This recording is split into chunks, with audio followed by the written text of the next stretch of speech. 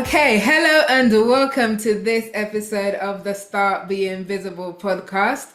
I am excited to have in the studio with me today a special guest by the name of Ella Wells Bunner. Now, Ella is a coach and a fractional chief of staff who has a passion for purpose-led, mission-driven entrepreneurship. Having started her career in marketing at M&C Saatchi, she soon found her love for early stage business, joining one of the best venture capital funds in the UK, Jamja Investments, where she spent 6 years as an investor. Now, Ella was one of the few female partners of Black Heritage in venture capital and was celebrated as such in places like UK Tech, in the Times, Sifted, and TechCrunch. Today, Ella combines her love of analysis, commercial rigor, and early stage business with a passion for well-being and balance. As a qualified coach, her mission is to now support entrepreneurs to build sustainable businesses while also building balanced and happy lives. I like the way that sounds, don't you? Welcome to the show, Ella. Thank you. Thank you.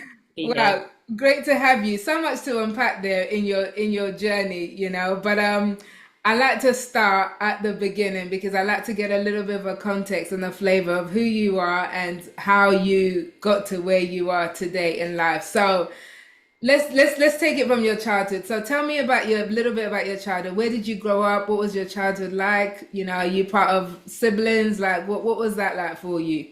Yeah. Good place to start. So yeah, I grew up in South London. Big family. So I've got two older sisters, two younger brothers, and kind of split my time between my mum's house and my dad's house when I was growing up. Was always very passionate about sport as a kid. Like loved playing football. Was always out and about. I played for Crystal Palace when I was a kid, and then yeah, also really loved school as well. So I went to school in Tooting in Southwest London and really enjoyed it, enjoyed the social aspects of it, and then also enjoyed learning, which is weird looking back because I think a lot of people have quite negative connotations with school. But yeah, I think it was actually a place that I really enjoyed. You liked school. I know. I hated the mornings. I hated early mornings, but I liked school. Yeah, no, I think no, school was all right for me actually, if I'm honest. It was okay. I don't think I would say I liked it, but I didn't hate it either. So, and I was into sports as well. Mine was athletics and basketball. Those were the two that I absolutely loved at school. So you didn't take the football any further than that, So I even though you played. played professional. Yeah, so I actually played up until last year. So I have actually kind of Oh. kept it up my whole life. But when I was 16, I had the choice to either kind of go to a football school, I guess, where the majority of the time would be playing football, and then education was kind of going to be on the side. You'd be working towards things kind of in the background. Or I had made the decision to stay at the sixth form I was at. It was a really good sixth form in South London. And I guess at that point, I kind of decided that I wanted to focus on my education. Also, at that time, women's football in the UK was very, very nascent. There was no kind of suggestion that I could have kind of made a career from that. Um, so yeah, it was a big decision for a 16-year-old to make because I absolutely loved football. But I guess looking back, it also felt like the right decision to be able to focus on my A levels and also to have been able to carry on playing in my adult life as well. Mm. Did you feel any pressure from your parents to kind of decide different? I don't know about you, but I like you. I'm one of five, it's a big family, and but I have African parents, and so traditionally it's like if it's not something academic, like don't even think about it as a career, you know? Yeah, So kind of yeah. were your parents kind of like, yeah, go ahead and do football? Did they sort of say, you know what, maybe do something more academic that you could get a future out of, and. Yeah. I don't know if I consciously felt that much pressure at the time. I think I kind of felt like it was my decision, but maybe that was the skill of my parents to make it feel like it was my decision. But like both my elder sisters were kind of very academic and doing well in school, and I think I probably was influenced by them and by the kudos that you get from doing well in exams and things like that. So it was definitely like education was definitely something that was very much valued in my household. So I'm sure that influenced my decision. Okay. And then, so at that point, at the wise old age of 16, you know, you make this decision to kind of go Yeah. down a different route. What was the vision then? What did you envision for yourself? And did business entrepreneurship, were there any clues to what you do today that may have showed up back then? Yeah, that's such a good question. I remember after my GCSEs, being so overwhelmed by um, the not knowing what to do next. And I was kind of hoping that my GCSE results would tell me, okay, these are the subjects I'm good at, these are subjects I'm not good at. And I ended up getting A's in all of my, I think in 10 of my subjects, I got A's. Like Wow. no A stars, no B's, just like 10 A's. So then I was like, right, okay. I also got a C in German as well. Um, but I was like, okay, this has given me no indication whatsoever of what to do next. And I think there's something about like I've always been a generalist, and it's only since very recently have I realized that that's actually one of my strengths. Whereas at the time as a kid, I was like, you know, I really wanted to see a spike somewhere. Like my eldest sisters are both very creative, and they always got A stars in art, and so it would just kind of made it easier for them to make their next decisions. And I didn't have that, so it kind of really had to think at that age, well, what do I enjoy? Because there doesn't seem to be a spike anywhere right now. Yeah. It's funny you say that actually because I think you're right. I think there is like I'm a little bit of a generalist in a sense, so I can in that there's a lot of things I'm good at, So, and I know quite a few people like that, and sometimes society kind of forces you to just pick one thing and do this one thing for the rest of your life, Mm. and that's kind of difficult when you're somebody who sees yourself as actually I can do this one thing really well, but I can also do this other thing really well, and that. So it's hard in a sense of picking and sticking to one thing, but it's also hard in that you're expected to just do this one thing. So you said that you now embrace it as a strength, but back then I can imagine how difficult that must have been trying to decide where to go. So how did you end up making the decision that this is the path that I want to follow? So I don't think I ever consciously made the decision to focus on entrepreneurship. I think it actually kind of evolved quite naturally through the first few steps in my career. Um, so I went to university. I studied history at university, which again is like a very, very broad um, top subject. But for me, studying history was all about like the study of people. It was actually also like a very personal thing. Like my dissertation was very much about like my family history and um, the immigration of my family from Jamaica to England and understanding more about what England was like at the time. So the initial step was into history. Following that, I then felt super overwhelmed about what to do, but I was like, I know that I'm passionate about sport. So I then pivoted into, well, my first job outside of university was in marketing. So I managed to get an internship at one of the best marketing agencies in M&C Saatchi, where I was for 2.5 years. And I really, really loved working with consumer brands. So then again, that was kind of like a bit more of a clue of like the places that I liked playing in. But what I didn't like at the time was that the role felt very it was very focused on kind of the logistics and production. And it was also, I got quite fed up with like the idea that you were only working on products and brands that were already very established. And I realized through that journey that I actually really wanted to be playing earlier on.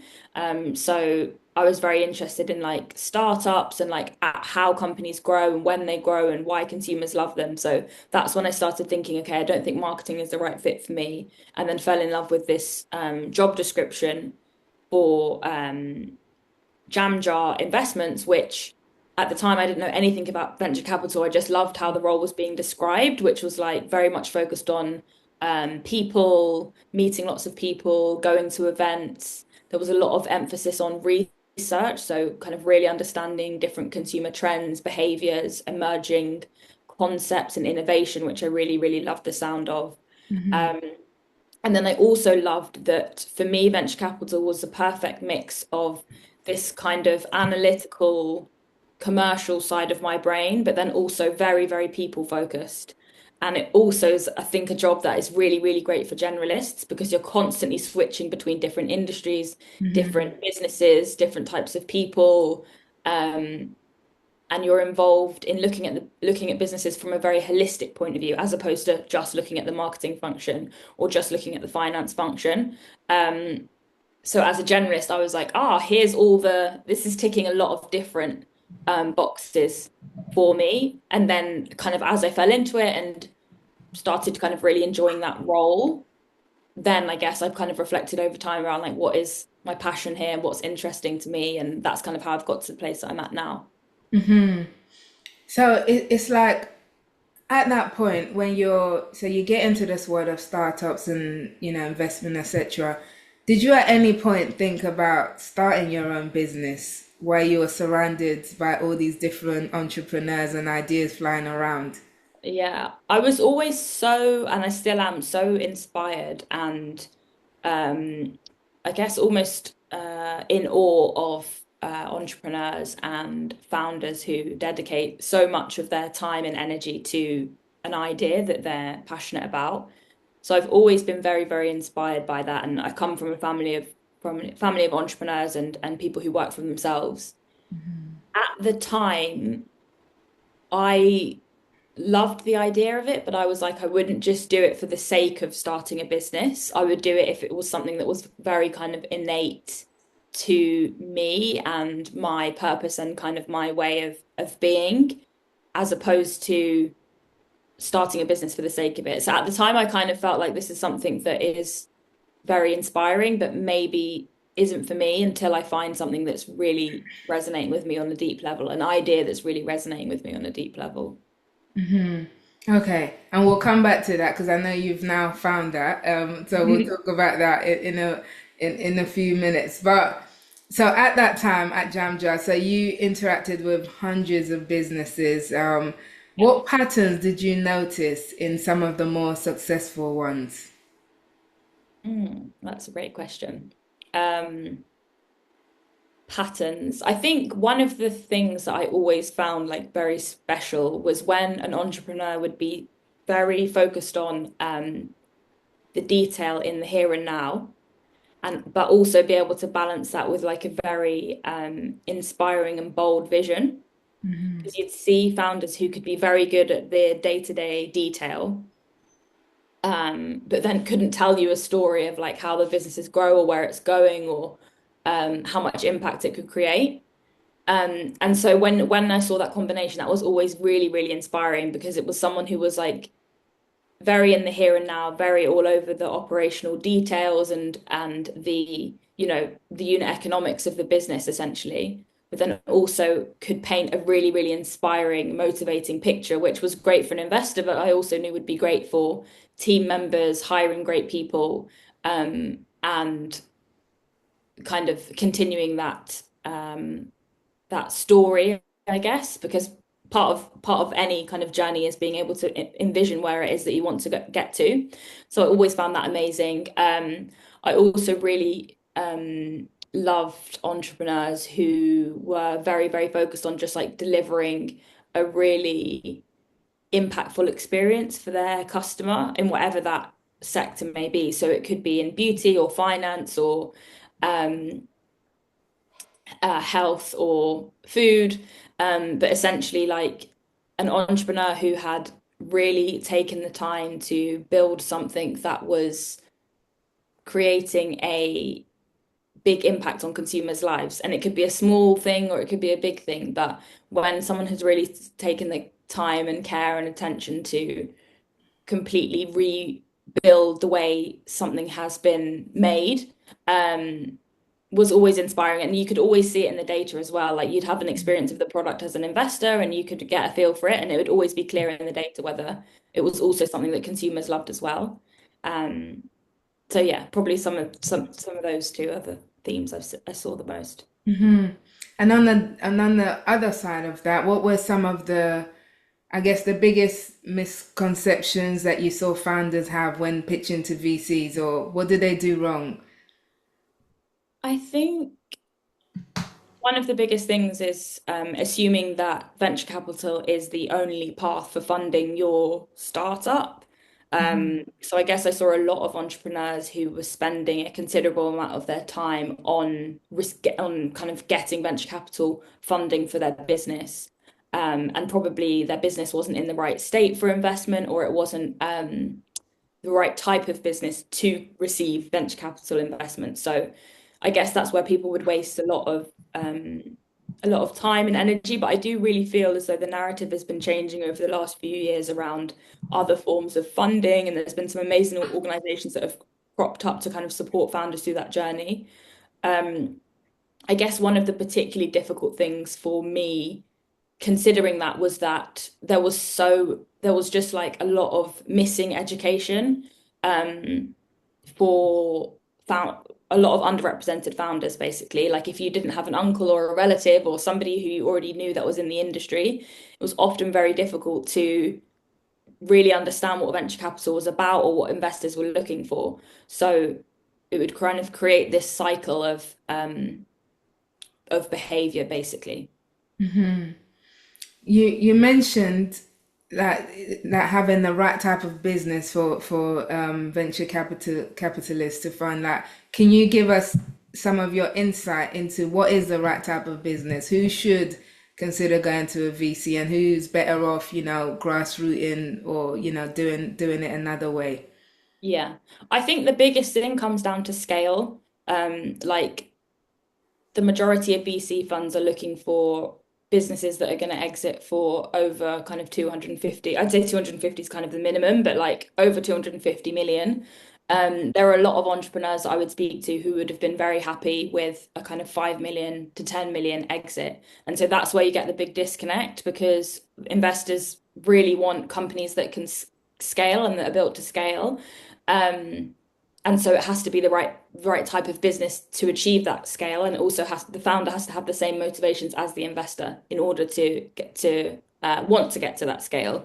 So I think that's where you'd often see a big mismatch, and then that goes into lots of different elements of the business itself. So, for example, like, is it a business that actually has a scalable model underneath it? Like, what does the competition in the market look like? Is there any precedent for this type of business to get to that kind of size in a different market, for example? So I think that's where there would be the biggest disconnect between the scale, like the scale that investors need to see versus what success looks like for an entrepreneur. 250 million. That's high. That's a lot. Exactly, So, exactly. and that's probably the majority. I don't know. You probably have a percentage more accurate, but that's less than what 10% of businesses, isn't that? And especially here in the UK, right? Most businesses don't even get to like a million or so, let alone 250 million. Exactly, exactly. And I think that's where a lot of difficulties can come about because, you know, if most entrepreneurs scaled their business to a 10 million pound business, they would be very, very happy with that. But actually, if you're going for venture capital investment, the path you're on is completely different to that. So it's really important to align incentives at the very, very beginning and what it means to sign up for venture capital funding and the um, requirements and the pressures that are going to be in place from the investors in order to ensure that they get the returns that they need to see.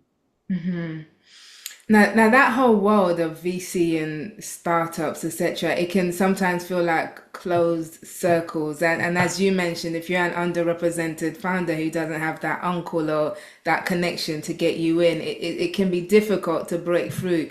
So how Yeah. do you break through to these circles? How do you build visibility and credibility in this space?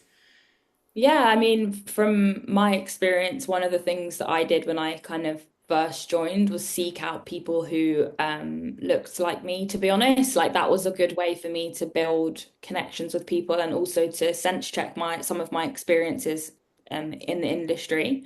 Um, so that's kind of where I started. Um, it all comes down to network. Like people use LinkedIn really well in venture capital, but it can be extremely difficult to kind of get these doors open. Like when I was when I was working as an investor, you're getting like hundreds of messages a week on LinkedIn, for example. So it's very, very difficult for people to build relationships with investors. So it becomes even more difficult if you're not already kind of part of those circles and can ask for introductions and things like that. So but I guess we all have to start somewhere, and one connection can lead to another and can lead to another. So I think if it is a space that you want to get into, then those doors will open. That just sometimes takes a lot of effort and energy to get them to open. Mm. And I guess consistency, you have to kind of bang those doors down if you want it badly enough in some cases. Exactly. Yeah. Exactly. But I also think that's a really important thing to recognize in venture capital, that when it comes to applying for entry level jobs in venture capital, or when it comes to trying to get investment from venture capital funds, the number of people trying is so, so vast, and the number of people who actually receive investment is so, so slim. So even just knowing that from the outset, that if this is a path that you want to go down, it's likely going to be a very difficult path.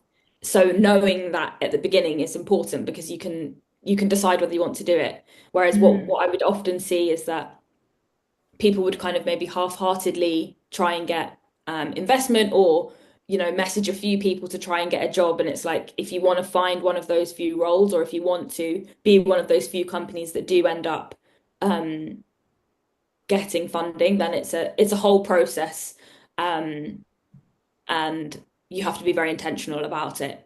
Mm. Super competitive, just like pro football. Exactly. Exactly. Yeah.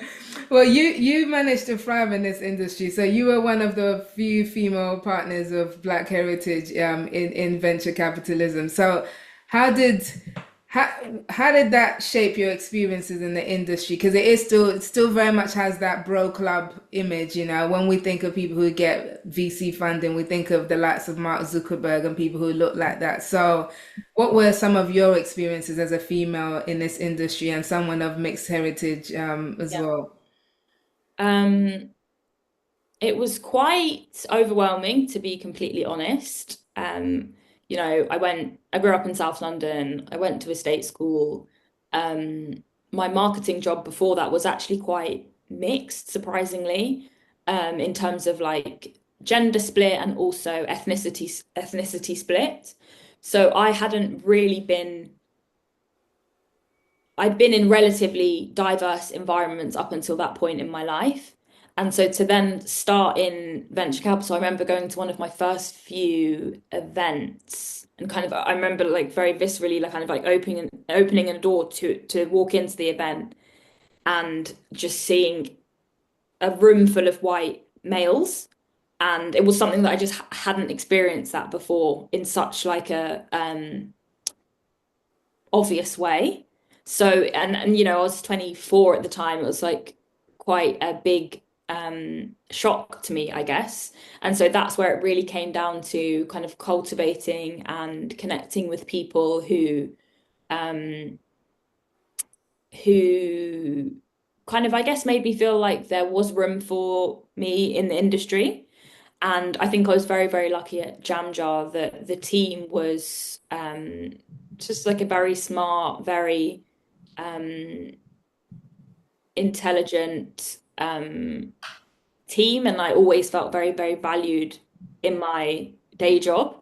So I think that was really, really important as well, to kind of give me that foundation and that belief, and kind of performing well in that job, and kind of moving through responsibilities in that role kind of really helped build my confidence there.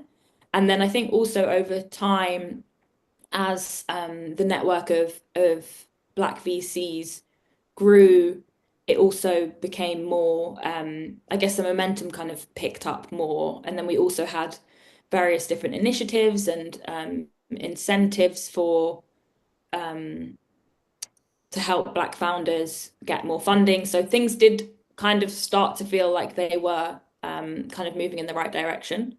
So yeah, I don't know if that answers your question, but it was a challenging Yeah. experience for sure.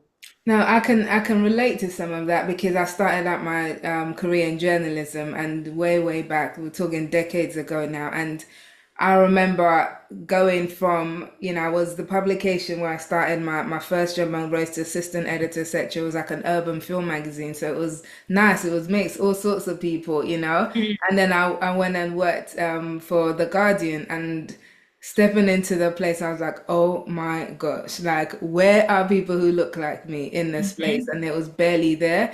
So part of the challenge, and then even later on when I moved into comms, it's still a similar experience. Comms is still not all that diverse, communications industry, Yeah. but that's another conversation to have. But in those kind of situations, it's often a struggle to kind of maintain who you are in a place like that. So I remember for me, one of the things, because also from a working class background as well, myself, East London, that kind of thing, people spoke differently to me. So after being there for a while, I remember starting trying to change my accent to match some of the people around me until I caught myself one day and gave myself a virtual slap, like, who are you talking like? Just stop this nonsense, you Yeah. know? So it's like, how did you maintain did you first of all did you feel that pressure to kind of fit in and kind of adapt and change yourself a little bit, and if you did, how did you survive that? If you didn't, how did you stay strong through that process?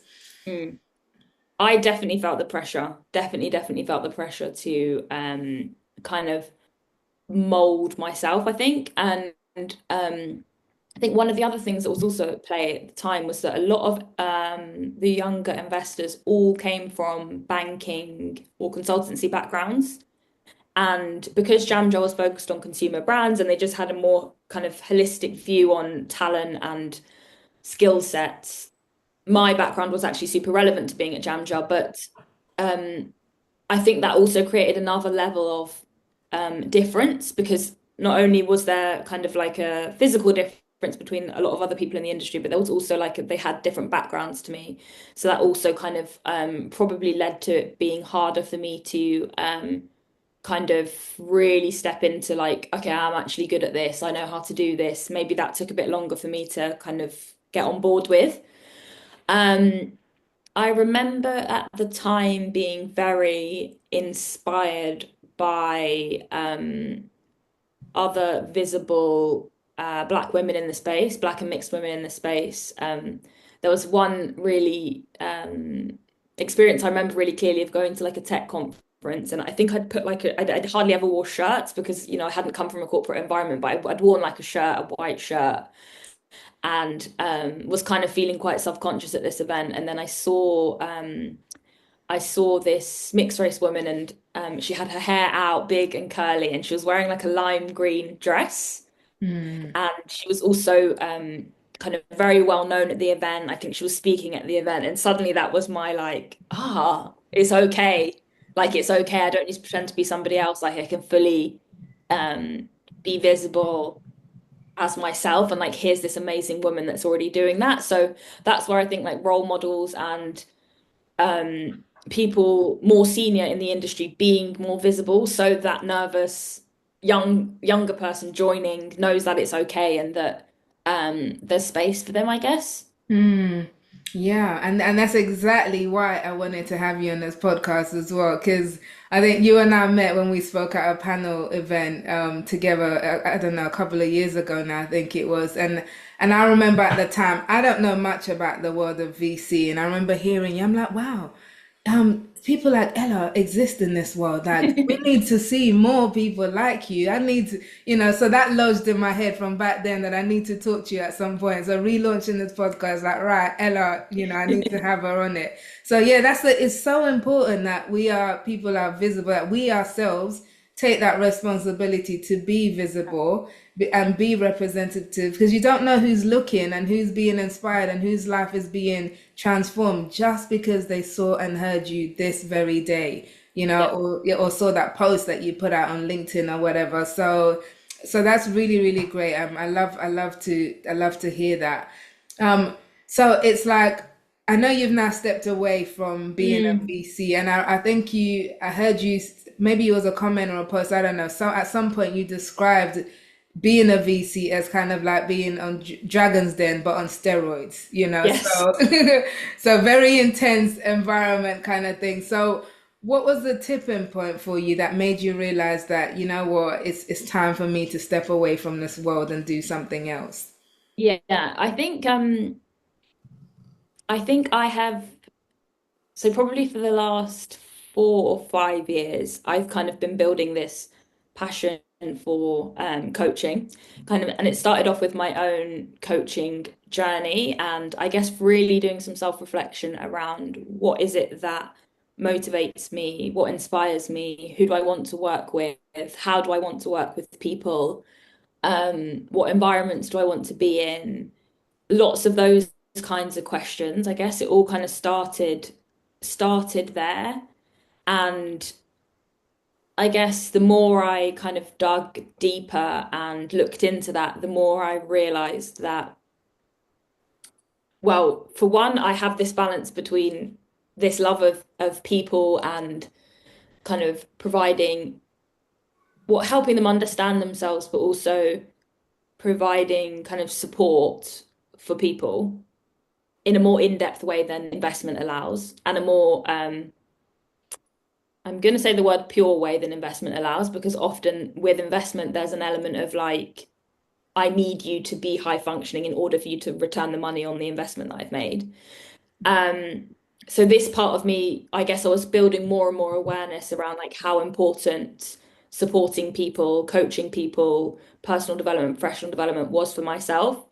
Um, and then I guess I'd also kind of known for a while this kind of analysis and commercial rigor and things like that bubbling away. And I guess what I saw was that that I wanted to find a way that they would be compatible.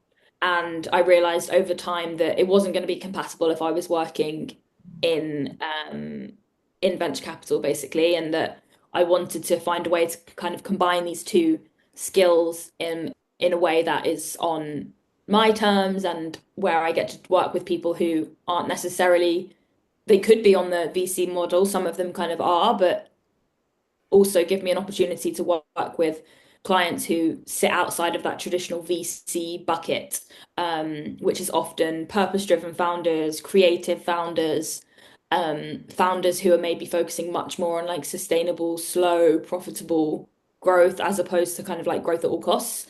Um, so yeah, it was kind of like a evolution, I guess, of getting to that point of like, okay, I have to um kind of do this on my own to build the thing that I really think needs to exist. I mean, shows like Dragon's Den and The Apprentice has made being an entrepreneur seem glamorous, you know, even more glamorous, you know, without all the hard work in between. So for you to kind of step away from a structured, prestigious career path, really, Hmm. to go out on your own, how difficult was that for you? And what were some of the obstacles you had to overcome before you were mentally ready to do Yeah. that? Yeah, that's such a good question. Such a good question. Someone said to me, like in the first few months of working for myself, they were like, "Yeah, the first year of running your business is like the most intense year of therapy you've ever had." And I was like, "Ha, ha, that's a funny joke." And then I was like, "Oh wait, no, it really, really is." Because I think like all of these different things that I guess I hadn't really confronted before kind of came up as I was kind of stepping um more into what I felt like I was actually brought here to do. Um, things around being visible, having conviction in what you're doing, learning how to best structure your days and your time, learning when to say no and actually to not work with certain types of people. Um, all these different things to navigate. And I also felt like there was a bit of a hangover from venture capital in a way. And some of the themes we've discussed around um I guess some of the experiences that you have in that industry that can be internalized. Like I also felt like there was a process of kind of like letting go of that and just like really stepping into myself, my business, and to the work I do. So it was definitely a big process, and a bigger process than I thought it would be. But I can say that kind of having moved through that, the other side is uh a lot more aligned and peaceful and joyful and impactful. Mm.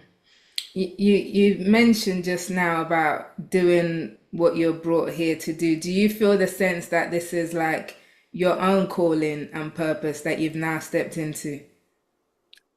I do, yeah, because even when I think about myself as a kid, it was always these two things. Like I always wanted to understand why and like why is this happening? What's going on? Um, and then I was also really intrigued about like the person and supporting people, building relationships. And so for me right now, it feels like I can now combine those two things and I can bring all of that to my work. Like I can bring my coach self, my coach training, my um desire to kind of just like sit with people. I can bring that alongside um the I guess analytical side of my brain as Mm. well, which is nice. It feels more, yeah, it feels like I don't have to shut parts off when I'm working with people, which is kind of always what I wanted. Hmm. So, how exactly do you describe what you do today? Because you're a coach and you're also a fractional chief of staff. What does this look like? What does your day to day look like now in your Yeah. business? Yeah. So on the coach side, so I have clients that I work with where it's a purely kind of coaching relationship. So it will be focused on kind of personal or professional development. So it could be people going through a career change, navigating a big life move. Um, Often it's that there's often like a sense of like something isn't quite right and I don't really know what it is. That can often be a place that my clients are in initially when they first start working with me. So there's that work that I do, which is purely on the coaching side, and then the chief of staff role, fractional chief of staff, is where I support founders with this mix of coaching work and then also kind of strategic, analytical, operational work. So that's where I am kind of working very closely with them, with their priorities, with their teams, and kind of helping them strategize, streamline their organization and kind of being their right hand and their support. So a lot of the time the with the fractional chief of staff work, um, is with solo founders. It's often with solo founders where they don't have that person to bounce ideas off and to help them kind of process challenges and the various different things that come up. So um, yeah, so that's how I work with people, and it's a lot of one-to-one one-to-one work. Um, and yeah, it just feels like a really nice blend for me. And I love the balance of both because um, one can be very, very personal. Like some sessions can be very, very personal and others can be super practical. Which again is like a good balance for me. Hmm. And I can imagine you must be like a huge asset to the founders you work with because, as I said, entrepreneurship can be a lonely journey. It can be now it's just you making all the decisions and have to think this through. So you being there to help someone bounce ideas, that's useful in itself. But add to that the background that you have and you're bringing that to the table. So it sounds like you've created a real niche that's valuable in the market. I hope so. I hope so. I think the biggest thing for me is like I actually had to go back to the beginning and really go back to myself and be like, what are the things that I want to bring to the Hmm. world? Like, what is the way that I want to support people, as opposed to being like, what does the market need? Um, Mm. like it actually came from uh internally, if that makes sense. Yeah. Um, Yeah. which is nice, but a lot of people find success the other route as well. But for me, it was very important that my work is a representation of who I am. Yeah. Now, again, I totally get that. Have you heard of StrengthsFinder? I have, yeah. Have you done the test? I haven't. I should do it. You should do it. You should definitely do it. I don't give much mind to all this personality assessment kind of stuff. I'm Yeah. like, yeah, yeah, yeah. But StrengthsFinder, read the book, done the test more than a decade ago. Absolutely spot on.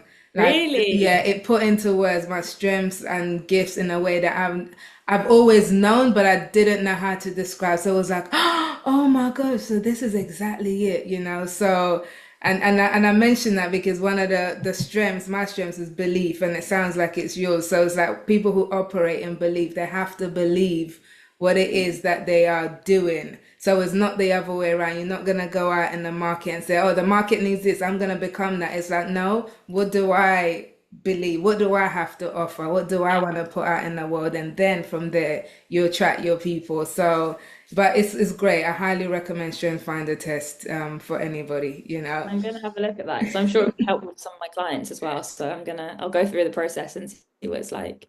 Fantastic. I love that. So I wanted to know because a lot of people who listen to this show, there's some people who listen who are already in business. There are some who are, some of the ladies are in jobs, and there are some who are considering leaving a job to go into business. So I want you to kind of help us out with how did you find your first few clients? You know, was it through connections you already have? Was it through LinkedIn? How did you go about leaving that job to now earning money, you know, through your business? How did you find those few clients?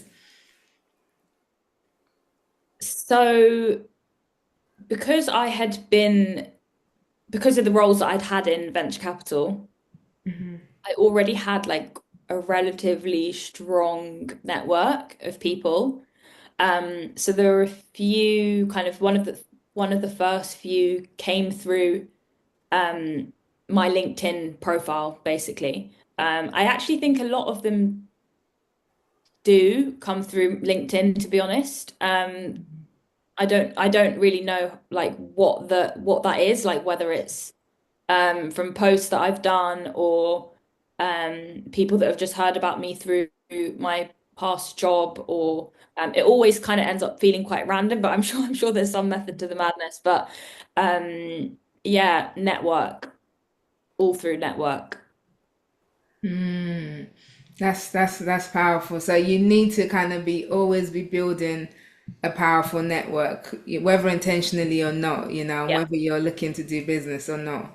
Yeah, and I think that was one of the incredible things about going into venture capital because as an investor, people were messaging me constantly about can we have a chat? Can you look at my business?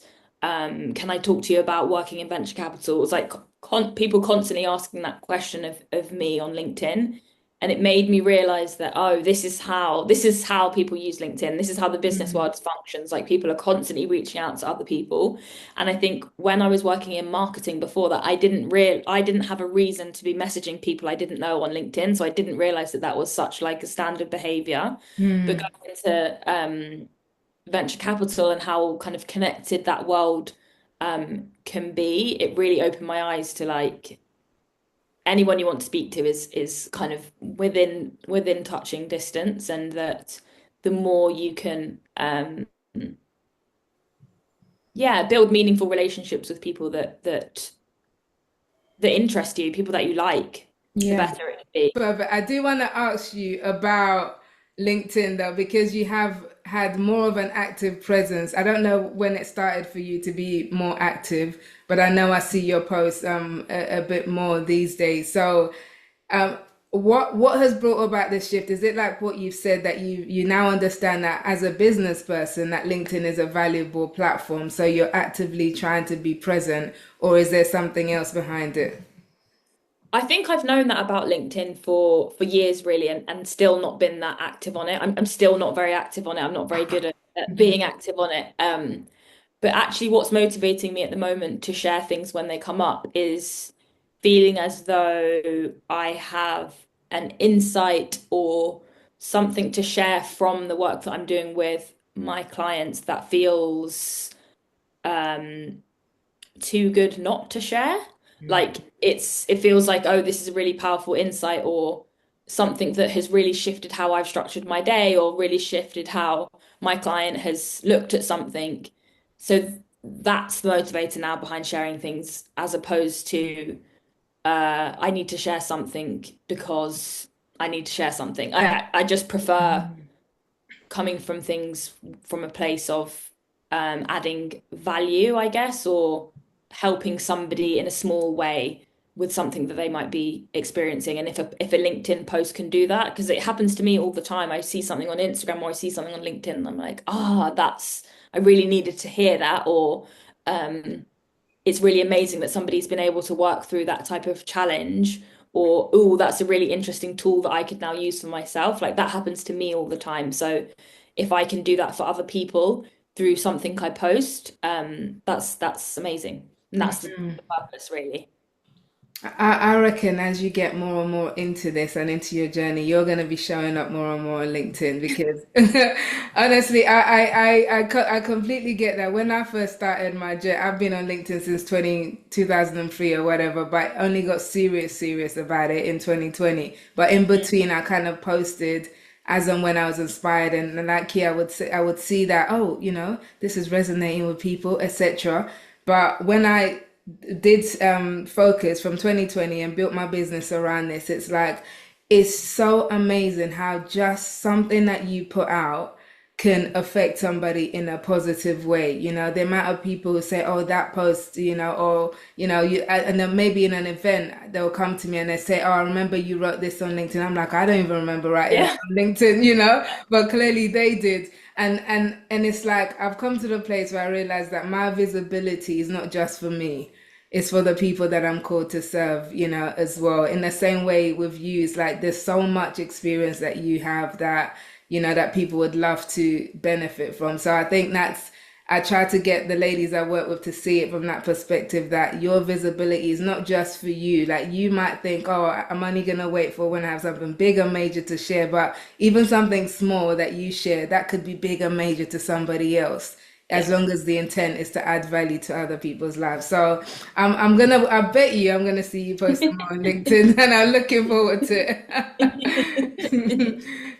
So no, but this has been so great. I really want to kind of, before we wrap it up, I want to sort of like, if we go back to your younger self, because you've done so much and you've evolved so much from that young person that you were. Do Mm. you think that the younger version of you would be surprised by where you are in life today?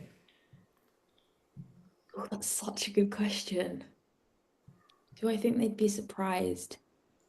I actually don't think they would be surprised. I don't think they would be surprised. Um, in terms of like my life right now, I don't think they would, because I think as a kid I was always very kind of headstrong and independent and didn't really go with what the crowd were doing necessarily. Um, and I'd say that that's kind of similar to right now. For a lot of people, it would have been the sensible decision to stay in venture capital, to stay in the investment world, and actually I've just kind of really followed what I've wanted to do and the way that I have felt like I've been um, serving people most deeply. So I don't think she'd be that surprised. I think she'd be happy. Brilliant. And if you could give her one piece of advice that would help her, what would it be? Um, to trust herself, to trust herself. Like I think that's advice for her now. I think that's advice for me now. I think it's advice for everybody always, is to trust your instincts. Um, trust your instincts and invest in yourself enough to hear and see what your instincts and your thoughts and ideas are, because this world is like so busy and so distracted and so go, go, go, that you can sometimes never leave room to actually look at like what you actually think and what you believe and what you want. And so carving out that time can um is so impactful.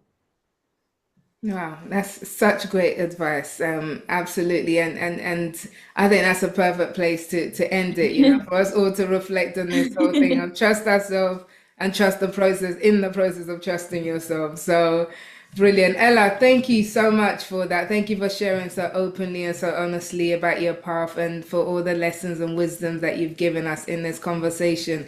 Where can we connect with you to learn more about your work?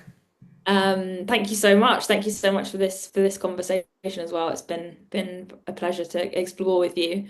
So I'm on LinkedIn, Ella Wales Bonner, and you can find all the details of my website and my work, and um, yeah, my email address and things like that on there. Brilliant. You'll be expect more inbox inbox messages. As soon as I said email address, I was like, hmm.